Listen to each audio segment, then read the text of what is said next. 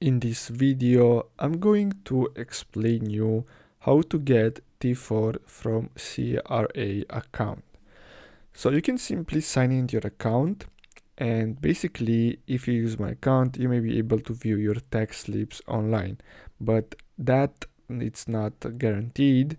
But you can simply call them. Now, as you can see, before you call them, to verify your identity, you'll need your social insurance number, full name and date of birth, your complete address, and details from your notice of assessments, of reassessments, proof of income, or other tax documents.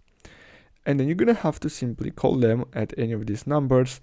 Here you have the working hours, and then you're gonna have to simply tell them that you want to get your T4 from your CRA account. So basically that's all you have to do. I hope you found this video helpful. Don't forget to like and subscribe. Thanks for watching, guys.